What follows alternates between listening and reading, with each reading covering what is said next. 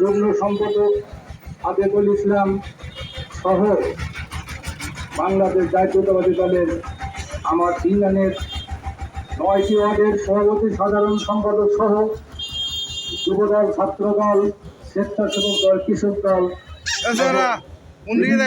নেতৃবৃন্দ তাদের উপস্থিত রয়েছেন। সবার প্রতি আমার সালাম, আসসালামু আলাইকুম ওয়া রাহমাতুল্লাহ।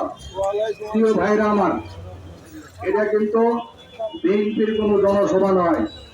বিএনপির জনসভা, এখানে জনসভা করা সম্ভব নয়।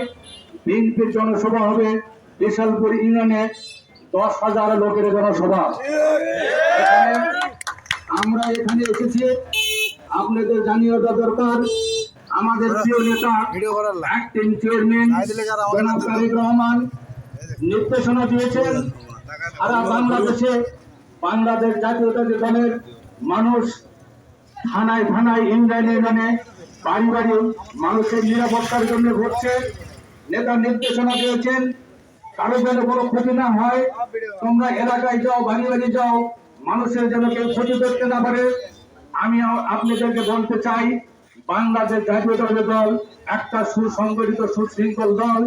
এই দলের দ্বারা কোনো ক্ষতি হওয়ার সম্ভাবনা নাই। বিগত রাষ্ট্রীয় ক্ষমতায় বাংলাদেশ জাতীয়তাবাদী দল তিনবার রাষ্ট্রীয় ক্ষমতায় ছিল, কারো ক্ষতি বিএনপি করে নাই, কোন সংখ্যালঘুদের বাড়ি হামলা করে নাই, ভাঙে নাই। আজকে আমরা যেটা লক্ষ্য করছি, এই হাসিনা 7 দিনের ব্যবধানে এই ছাত্র আন্দোলন, কোঠা আন্দোলনকে কেন্দ্র করে আমার ভাই শহীদ আবু সাইদ শহীদ হয়েছেন। হাজার হাজার